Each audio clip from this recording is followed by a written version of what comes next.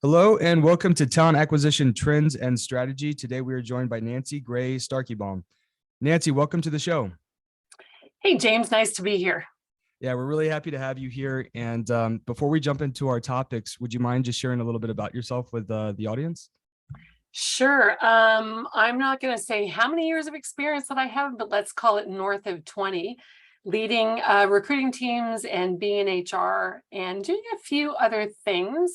But I currently work for Phenom, which is a vendor in the HR tech space, providing different experiences for candidates, hiring managers, employees, and I was the global VP of TA up until 2 weeks ago, and now I am the global VP of client value realization. Cool, nice. I'm actually excited to hear a little bit more about that and what that role entails. Very cool. Yeah, so it's really working with our customers to understand the value that you're getting out of your talent acquisition team and your technology. So what are KPIs that drive revenue, that maximize value for your organization? Something that I think traditionally we haven't been super great at in talent acquisition. I agree with you. I agree. And I think one of the things I know we wanted to dive into was surrounding kind of where the market is and what's happening out there. There's a lot of volatility, and I don't want to use too many buzzwords, but a lot of choppiness in terms of kind of companies hiring demand and companies kind of pausing searches last minute, and everybody's kind of pumping the brakes, trying to look around, see what everybody else is doing, right? And I think maybe there's almost a bit of an oversimplification where people are they're hearing sound bites from certain venture capitalists or equity investors, and they're basically just saying, okay, we're going to slow down, we're going to be more conservative. So, could you talk to us a little bit about how you go about leading a team of recruiters, a talent acquisition organization, when there is a slowdown or when there is all this choppiness in the market? How do you go about running the organization, keeping your team on track? What are you focusing on? Just share a little bit about that. Yeah, so it is 100% the craziest market I've ever seen. And I've lived through 3 or 4 global recessions in my career and seen all kinds of things. But we went from such a candidate market with salaries escalating to this crazy place right now where we're not really sure what's going on between the war in Europe, recession and inflation in North America, supply chain issues, and everything else. And so for my team, we're doing what everybody else is doing, right? It's just sort of watching the market, seeing what's happening. And recruiters to me are always on, right? We're just like sales in so many ways. And your recruiters spend their days with lots of requisitions, working hard. And when you get a slowdown, instead of panicking, I think we need to treat it as a gift as a recruiting organization, because there's all kinds of things that we wish we could get to, but because we have so many requisitions, we're not able to. So the very first thing I do is make sure my team has vacation booked. Because sometimes they have a hard time taking it because there's always that candidate, always that critical role that has to be filled. So I do that. And then I set a plan for hygiene and maintenance. And what I mean by that is, what are those things that I wish we could take care of that we finally have time to? So it could be cleaning up tags in my CRM or ATS. It could be looking at our process and doing an overhaul, especially as we have added on, new divisions, new customers, acquired companies, things like that. Being able to take the time and step back and go, does this process work for me today? And do I need to tweak it? I think that's a really important thing to do. Looking at the documentation that you have and how you provide information to your hiring managers. So do you have a pre-qualification document that is branded with your recruiting team, that your recruiting team is proud to share with hiring managers? And do you have a place where that documentation resides so it becomes part of your team's organizational knowledge? Do you have an intake meeting or a kickoff meeting template for when you first get a requisition? So there's all kinds of things like that that I think you can step back and examine, and then create a project plan to start to tick those things off your list as you go through a slowdown. And I mean, recession or no, summer is traditionally a very slow time for many organizations, whether it's in retail or tech, because people are on vacation. Retail, hiring ramps up again, usually in October for the Christmas season or back to school. So this is a slow traditional time for many of us. Yeah, for sure. And I'm curious about, so for your process docs, like what we do at Secure Vision is we basically have all of our process docs in Google documents, and we Yeah. just have like a huge table of contents. And then we actually kind of moved away from just like one large page, and we broke it into buckets. So if it's something tied to talent acquisition, all of our process docs live in like one folder essentially. We have a different folder for different parts of the business, but yeah, we have a lot of playbooks, but it all lives in Google Docs. I'm just curious about where you keep everything.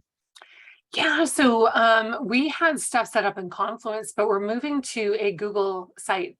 So we'll have our own Google site. It seems we're just starting the process to put everything up there. But in terms of creating a playbook that you can also share with your internal customers, seems like a much better way to go about and brand your organization internally than using what we had also been using was a Google Drive. Yeah, yeah, I think you're right. Having like a little bit of the branded feel is nice. Definitely. Yeah, we're not 100% there on the branded side. Like we'll just have everything just written on in a Google Doc. Yeah. Like, and our process docs are really robust. Like we basically take the approach of, okay, if I just had to hand this to somebody and we didn't have the chance to explain anything to them, would they be able to figure it out? And that's kind of the standard at which we try to write those. Yeah, I mean, back in the day, my thing was if somebody came by and picked this up off the printer, would they recognize it for a talent acquisition document and know what it was? Exactly.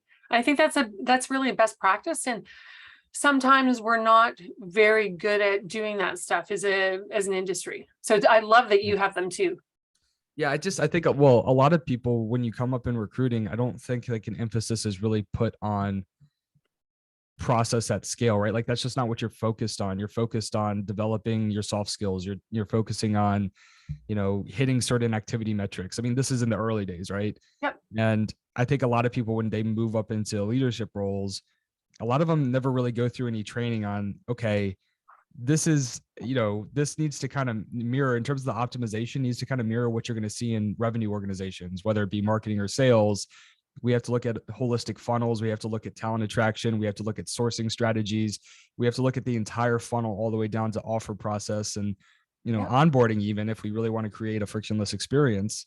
But that's not something I think a lot of people like come up learning, right? I think that's a lot of us are just, we kind of learn it on the job when we move into leadership and we're like, okay, now my role is completely different and I got to Yeah. figure this stuff out, right? Yeah. I totally agree. And I think I think that making the transition from being a tactical filler of jobs to a talent acquisition partner, you really elevate yourself if you've got good documentation, because to me, it always demonstrates the value that you bring to the organization, especially if you can demonstrate that a candidate that a manager wants to hire is probably not going to be their best fit, right? When you can convince a manager to not make a bad hire and instead make a great hire, I think that's when you really start to cement yourself as a talent acquisition partner and a valued associate within the organization.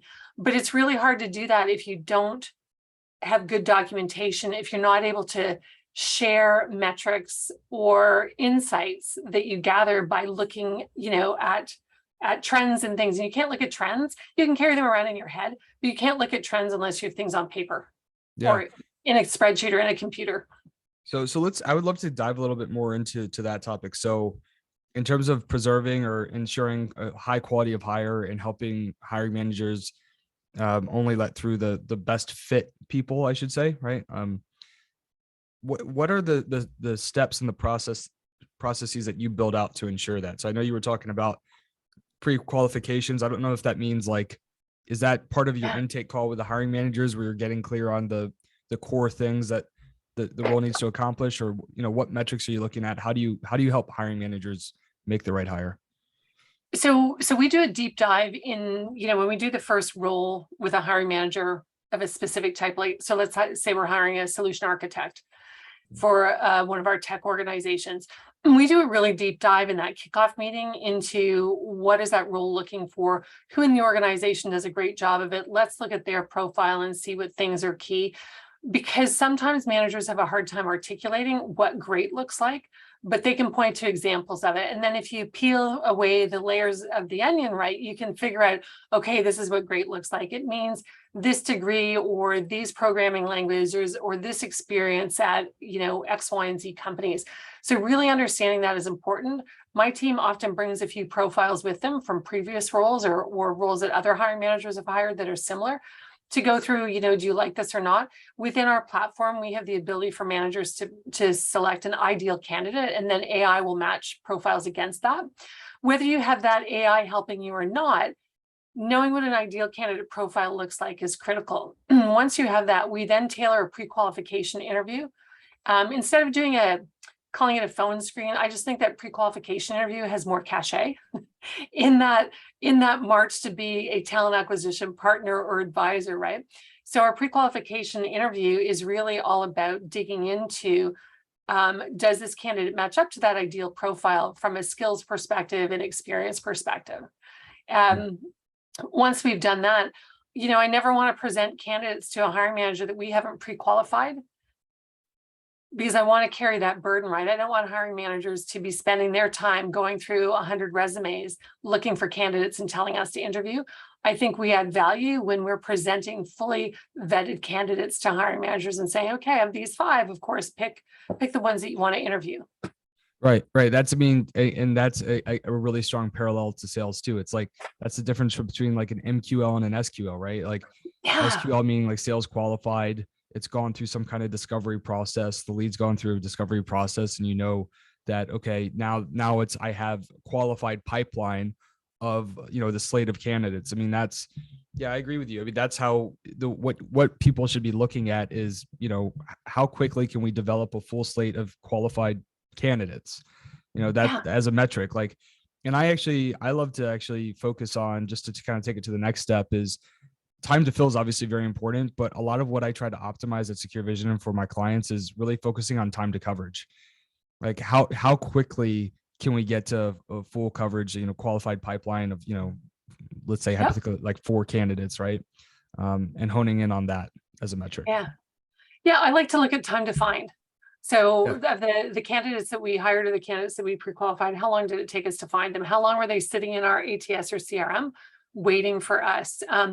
I changed my process at a previous employer because when I took the team over, everybody was pre-qualifying candidates as soon as they came into the system. And when we looked at some metrics, we found that if we were going to hire somebody who applied, they typically applied between day 7 to day 10 of the job being posted. So it was like, well, why are we pre-qualifying candidates before day 10? Because the people you're going to hire typically haven't even applied yet. So we changed it so that we were pre-qualifying candidates on day 11 to day 13 of a job being open. Wow. That's interesting. I wonder why, like, the earlier applicants just weren't as relevant. What do you think? Well, I think they weren't as relevant, but I think that people who are really serious about the job, they might look at it on a weekend. Saturday morning coffee, Sunday morning coffee, dreading, Monday and wanting to change their job, right? But then I think they really think about it and are thoughtful. At least at that time, they were really thoughtful about whether they were going to apply. I imagine that they had some conversations with their spouse or partner, and then 3 or 4 days later or 5 days later would decide to apply to a job. But it was really interesting that we had the data to back that up. So that's another thing for teams to do, is start to look at their data and see if there's anything like that that jumps out at them. Changing our process in that way accomplished all kinds of things. It created a sense of calm within the recruiting team because they weren't spinning their wheels doing extra work. It reduced the number of pre-qualifications that they had to do. It increased the quality of candidates they presented to hiring managers, and it allowed them to spend more time where it really mattered in creating that great candidate and hiring manager experience versus thinking that they always needed to be pre-qualifying or interviewing for every job that they had open. So I'll be honest, I never even thought about tracking that. Like looking at when the candidates that we're converting into hires are actually applying to inbound applications. How did you even think of that? Like how did you to look at that? So So when you come into a new organization, I think you're either coming in as a TA leader, you're coming in as a builder or maintainer. And if you're coming in as a builder, it's because the organization is either brand new because it's grown significantly, or things need to change dramatically.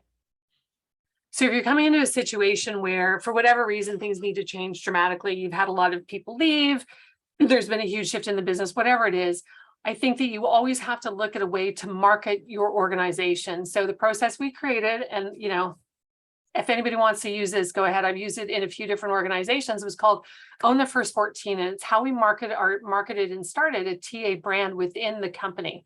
So it was, we own the first 14 days of the process, and then we enable the next 7. So our goal was to reduce our time to fill to under 30 days. So we can't control what a hiring manager does and how long it takes them to interview, but we can enable it. But if we own that first 14 with rigor, and we have screened candidates ready to present on day 14, and we're confident of that, then hiring managers, we can pre-book interview slots from days 15 to days 21.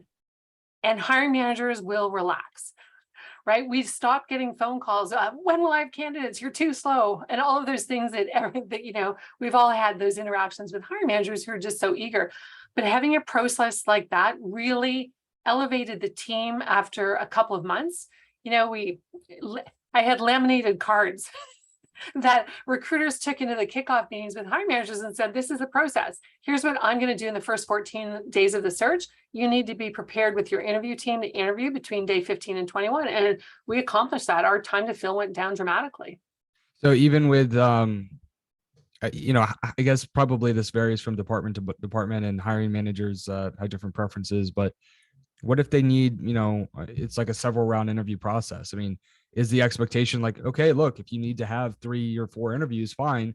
However, they need to occur within this week. I mean, is that basically how you handle that? Or so there were 2 things. One, that was what we tried to do. And part of that is having a great candidate experience and not losing them.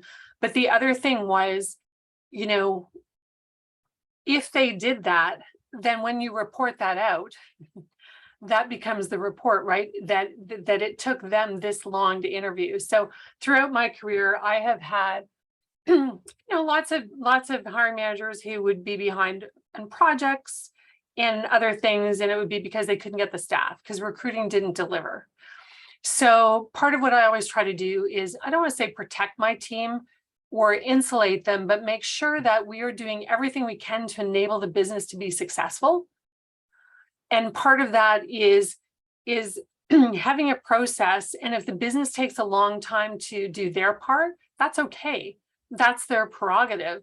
But I don't want my team getting penalized for that. And so it shouldn't come back on your performance. I mean, if that, and also people need to know, okay, where's the thing to optimize, right? If you don't have a clear data on what the bottlenecks are or where things are slowing down, then we can't make it better. And it's also just been my experience in talent acquisition, like going to other members of leadership or to a hiring manager with data is a lot more effective in terms of getting them to change their mind, because it's just, we could go with our opinions or our expertise or our skill set or whatever, but it's just a different conversation when we can go to the table saying, hey, we've reviewed this data. We want to show this to you. We want to get your thoughts here. What do you think? Is there something that, would you think we should try to move faster? Do you feel like you're getting the results you need right now? It's just a different type of conversation, right? And I think the other thing that happens is you can then manage the candidate's expectations, because if you're having the conversation up front with hiring managers of, this is what I'm going to do when I'm going to do it, and this is what we want you to do, and they say, oh, half of us are on vacation that week, you can say, okay, no problem.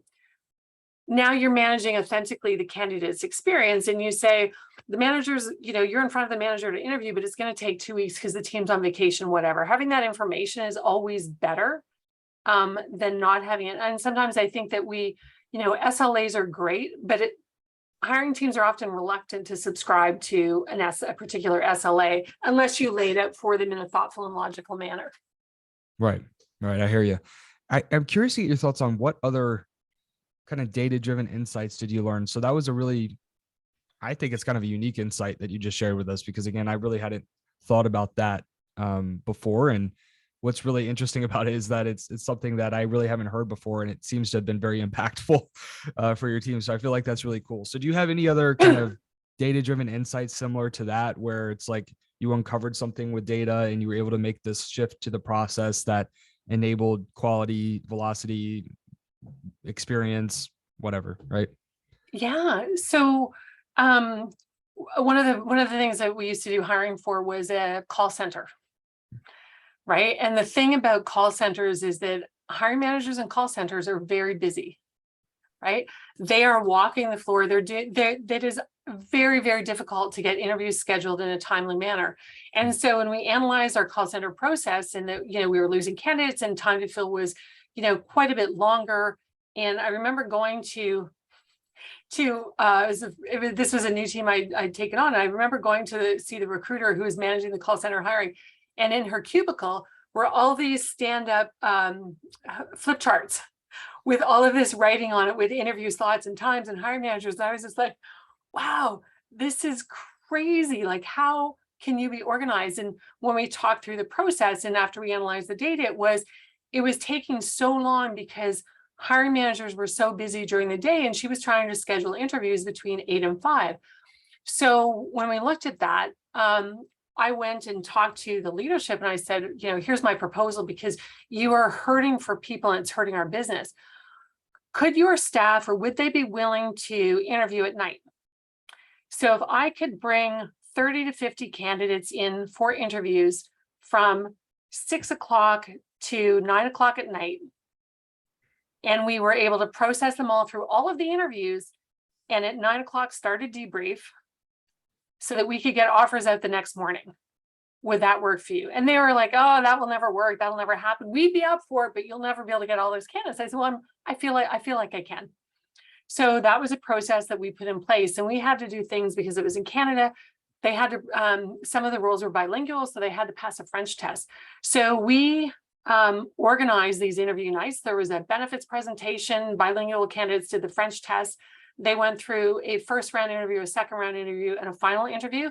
And everybody throughout the process could cut them out and say, thanks so much, appreciate it, but this isn't the right, this isn't going to work out for you, whatever the polite way of saying goodbye was. And then at the end of the night, we would do the debrief, and out of, we'd invite 50 people, 40, 42 would show up. And at the end of the night, we would have about, 10 to 15 ready to go to make offers to. So pretty good ratio. But there were two things it did, right? A, it made us a lot more sane because we knew what we were doing this every 2 weeks. So we knew what we were qualifying candidates for. And if our funnel wasn't big enough, we could do activities to drive more into the top end of the funnel. The second thing it was the business heaved a collective sigh of relief because it became a really repeatable process, and it was fast and efficient, and it didn't waste a lot of their time. I mean, if you're a hiring manager and you can spend one night interviewing versus have interviews sprinkled throughout your extremely busy calendar over a 4-week period to get the same number of hires, I think that's a beautiful thing. And it Yeah, works it's well with much better. distribution centers too. Yeah. Yeah, that's a very good strategy. And also, I mean, just you're less likely to get put through the wrong hire or something like that. I mean, if somebody's going from meeting to meeting back to back all day and they have a couple of interviews just kind of scattered in there, they're probably, unless they're very good at taking notes, which most people that are overwhelmed and working or from meeting to meeting usually are not, you're going to forget how conversations went. You're going to forget your concerns. You're going to forget what you liked. I mean, where you thought it was the most relevant fit, like all of that stuff's going to slip. So Yep. it probably also hurts the quality of hire. So I have a feeling that this process probably also helped increase, just the outcomes that the department was able to produce, probably increased tenure. You probably gave a lift in a lot of other areas that maybe would be difficult to, directly attribute to it, but I'm sure it did. Yeah, well, I really think it did. And if you're a candidate, what an amazing experience, right? You come in, you spend one evening, you go through all your interviews, and you know the outcome right away. I mean, that's a really amazing candidate experience. And I think that we really need to, and this is when we're looking at processes, we need to design processes that support the business goals, as well as relieve the burden on hiring managers, and not just the act of interviewing, but there's a lot of stress when you're a hiring manager and you're trying to hire people at scale. right? And so there's lots of tools today that allow you to hire at scale. And sometimes it's good to take the recruiter out and have the recruiter really focus on top of funnel activities, especially for for things like distribution center, retail, or work where there's not a huge skill set. There's a lot of technology that can now help with that, or not skill set, but differentiating factors, Hmm. right? So I think that we can be so creative in talent acquisition to solve problems if we allow ourselves to be and give ourselves the grace to try new things. For sure. And you need to join an organization that is going to provide enough budget and really sees the value in strategic talent acquisition and sees the value in building up repeatable processes at scale. That you want to be part of an organization that doesn't see talent acquisition as a transactional light switch and just be turned off and on. And then as a leader, you need to be able to communicate as well, just on what you really need. And you have to, some of it's about getting the right organization, and some of it's about also having the discipline to build out the team the right way so that you have time to think, right? And to actually create these solutions, opposed to just being always down in the weeds, right?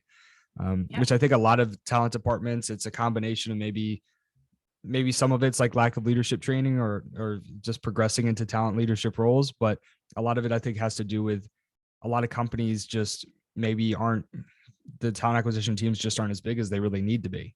And so people are just kind of overwhelmed, and they're not really in this place where they can do great strategic thinking and thinking about how to really optimize for the mid to long term and get much better results, right? Yeah, absolutely. Yeah, for sure, for sure. We'll say in general though, like what are your top metrics? Like what are you looking at? What does success look like? I mean, what metrics are you tracking and constantly optimizing? So, there's the metrics that I use to ensure that my team's doing a good job. And then there's the metrics that you use to show the business that you're doing a good job. So team metrics are things like time to find, usage of tools and technology. Are we using them appropriately? Pre-qual to interview ratios. So if I'm doing 10 pre-qualifications and they do 3 interviews, that's always been kind of my North Star. But if I'm doing 25 pre-quals and they're only interviewing 1, then that's a great opportunity to say something's not right here. Either the business isn't clear on what they're looking for, or the recruiter's not clear on what the business is looking for. And so it's a great indicator that you need some kind of intervention. I always look at offer to acceptance ratios. That's, and these are ones where you just, when you know your business, you can say, something's not working, something's off. What is happening? Because I look at those as, kind of the oil light in your car, where it should be. And if it gets too high or gets too low, you've got an issue that you need to look at and figure out what it is. Right.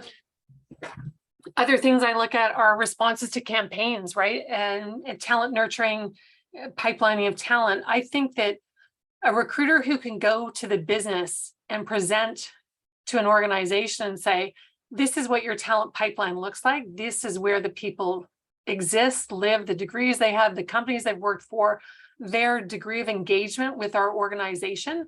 I think that's incredible. And I think it's something that you get to step up. If you're a business leader, I think you have a wow moment.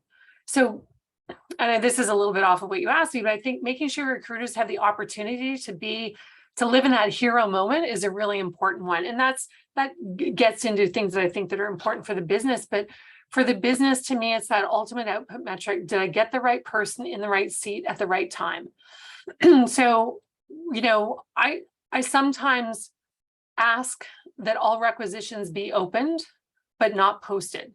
Give me all the requisitions at the beginning of the year and the date that you've budgeted for them to be filled, and then let me and my team work backwards from there. Because the time it takes me to find a niche tech skill is going to be different from the time it takes me to find a role that I'm hiring 100 of in For a sure. year.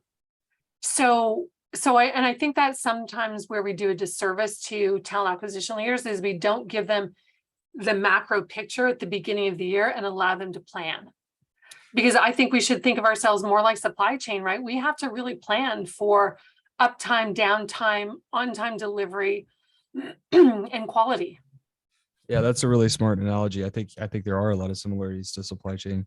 So hiring plans. This is a good one. I think a lot of companies get hiring plans wrong. Particularly in a growth stage, right? When it's a less established environment that's growing quickly.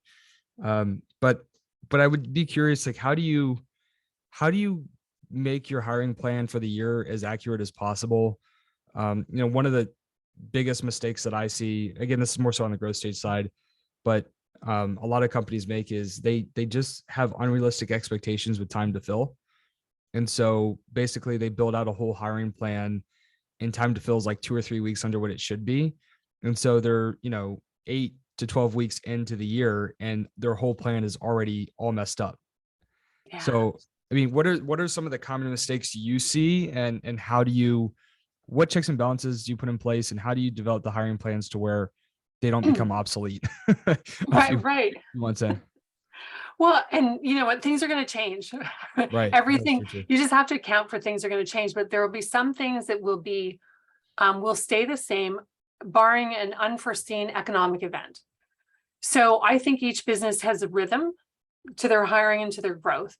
And after year one, if it's a normal year, you'll see that rhythm. So I used to work in the video games industry. And at that time, the rhythm was, this was way back when you didn't buy things online, you went to the store and bought them. So Black Friday, all your games had to be delivered and in the store for Black Friday. So that was the biggest day they were going to sell. And then what would happen is, budgets would change based on how Black Friday and how Christmas went, how the December holiday selling went. And then you close your books in February, so things get rebudgeted. But then there would be the event in Las Vegas, the Consumer Electronics Show, anyway, where everybody's showing all their game concepts and everything. And leaders would go there and they'd have great ideas that would change the dynamics of game teams. So you would expect an increase in hiring after that. And then you get into finals where you're filing your game to ship it off, to be created and get to the market. So there was a real rhythm to it. And as long as you knew that rhythm, you could manage your talent pipelines. And that's just the video games. Retail is similar in some ways, right? Where you've got your seasonal hiring spikes based on the type of retail that you sell. Again, you close your books, budgets get reworked depending on how the year went, right? You may have thought that you were going to have all kinds of money and you didn't, or you had a banner year that you weren't quite expecting. And so you've got more money. So once you get to know the rhythm of the business, you can anticipate what you need to do. You also know that you are likely to have more people, your attrition will spike after bonuses are paid out. If people have thought about leaving, attrition dips down usually over the summer and then spikes back up in early fall once kids go back to school and people are thinking, yeah, I need to make this change. So there's all kinds of things that if you pay attention, you can understand the rhythm of the business. That's a huge factor in your hiring plans. And you also know how long on average it takes somebody to go through an interview process and make a decision or find a job. We hire in India, for example, they have a 3-month, it's typical to have a 3-month offer to start. So if you want somebody to start January 1st, you need to have that offer in place and they need to have given notice 3 months before, back that up a month to get through your interview process, back that up a month and a half to 2 months to get through everything, right? So I think that the TA leaders have this awesome responsibility to really think through all of these other factors versus just listening to the business say, oh, I've got 5 headcount for June, right? Yeah. So Yeah, that's right. yeah, but you have to have those conversations, right? I remember having a conversation with a CFO that was new to our business who wanted me to stop all recruiting activity. You can't do anything. You can't interview candidates. And I said, you know what? This is my second year with this company. So this is what will happen if we stop all hiring stuff. And we had quite a heated debate about it. And, he was the CFO. So I don't want to say he won, but he kind of won. But then I went back and I said, help me to understand what you'd like me to do now, because as you requested, right, we stopped all hiring activity and now there's this huge demand. And, it was painful, but it earned me some respect. Right. And I was confident in my knowledge because, we've seen it before, right? Yeah, So, for sure. Yeah, that's I really love, I think the takeaway is you have to understand, you have to know your business, you have to know kind of the flow of the business and when hiring is going to pick up and the kind of the cyclical nature of hiring and attrition, and considering those in the hiring forecasts, hiring plans. And the reality, I mean, this is very similar to budgets and forecasts, financial budgets and forecasts. Like, the robust budgets, they're not just looking at line items or not just looking at, okay, here's the expenses, here are the revenue. I mean, you're getting into like, okay, we're anticipating this coming up in fall. We're anticipating, okay, like raises are going to kick in, or what. I mean, it's going to have a little bit more complexity, and like any good budget, a hiring plan is going to change, right? Like you're going to 100%. have to update it probably on a monthly basis and tweak it. I mean, you build it out ahead of time. But yeah, I think a more sophisticated one is taking into consideration attrition, and Yep. taking into consideration like when demand seems to creep up and what are the drivers of demand, and yeah, just working with other executive leaders and figuring out, okay, what's happening later this year that could impact hiring, right? There's obviously the macroeconomic things, but do we have any upcoming acquisitions, or all of these things are going to kind of play a role.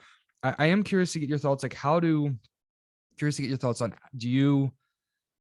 how do you view like working with agencies, versus in-house for volatility, like specifically with what's happening in the market now, where we have a lot of uncertainty and a lot of kind of ups and downs, where it can make it in some ways a little bit more difficult to put together accurate hiring plans, you could argue, I guess. Like, do you feel like do you think about how to leverage internal versus external teams to fill roles given the volatility, or is that something that you don't really, it's like, nope, we just keep, hold the course, build out the internal team, make sure that they're in position for hires? I mean, how does that work for you?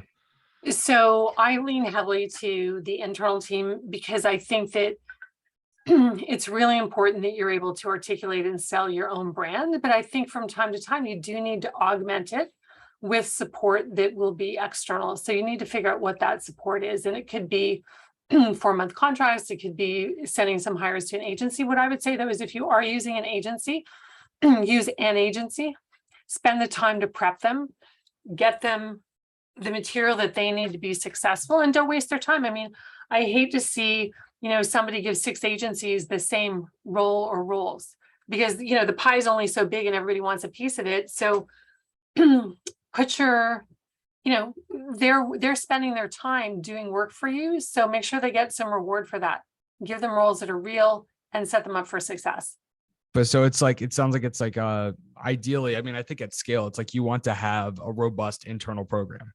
Yeah. And then it's like just for capacity overflow, which maybe Yeah. you plan that on being like, all right, the 10% of the time that we hit this kind of capacity overflow, like you try to build build your system so you're only going to go overflow with capacity like X percentage of the time. And when you do, you have a plan to bring in additional capacity to help deliver on that. Yeah. And I've never been a fan of outsourcing a particular type of role all the time, because Mhm. when you're building a really great recruiting team, your recruiters need to have different experiences. So I think everybody who's in recruiting should go through high volume, fill roles for distribution center or call center, have that experience, right? Because that is such a great place to break your teeth or cut your teeth, whatever that expression is.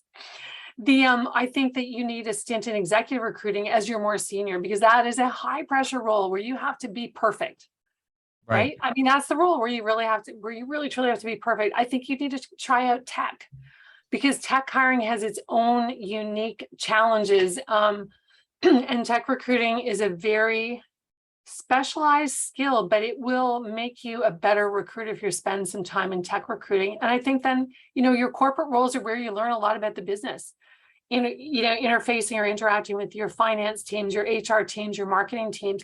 That if you can do all of those things as a recruiter, I think that you can really become a superstar and become really well-rounded. Well, so what are your thoughts? Because there are a lot of TA leaders that really believe in the concept of specialization. Like they want their tech recruiters to be, oh, they've worked in growth stage or enterprise tech for, 10 years and that's what they know. And then they want the revenue recruiters that understand comp plans and restricted stock. And they've had those conversations a million times and that's all they do. I never really understood why. I mean, I almost liked people to be more well-rounded, and I thought a great recruiter is a great recruiter. Like even if they have less revenue experience and they have more tech, you should be a great recruiter is going to be able to go into that revenue role and crush it, right? They know the questions to ask. They know how to uncover what they need to do. I just don't find it that complicated to be able to shift into a different part of the business. I mean, maybe from like, there's a big difference between high volume and executive search. Like that's different, but just thinking about supporting different departments, I Yeah. don't necessarily see that as a big lift, but a lot of talent leaders swear by it. Like they want the specialist. So what are your thoughts there? So I absolutely have specialists on my team, but I think if you are a good leader and you're growing your team, right, you can either buy or develop that. If you are developing a team, you put them through those different paces over time, right? A tech recruiter who's only done tech recruiting their entire career, it's a high niche and they come with a really great pipeline. But if you all of a sudden have your tech roles dry up and you need to shift to revenue generating roles, that's going to be a difficult transition for them. So yeah, you should have some specialists, but make sure those specialists have gotten different experiences and give them the opportunity to try different things out. I always think that a recruiter who loves sales recruiting is very different from a recruiter who's absolutely passionate about tech recruiting. But unless you've tried on all those roles, how do you find out what you're passionate about? I mean, I have somebody who worked for me. His best thing is high volume recruiting. He's amazing at it. He can create the process, bring people through it, have them have a great experience. I would never put him in tech recruiting or recruiting for HR. But right, so if you never let your team try on different hats, I think that you may miss the opportunity to help them find their passion and be truly excellent. Yeah, I think I agree with you. I think it's it's just a huge value add for them to be able to pick up that experience. I mean, Yeah.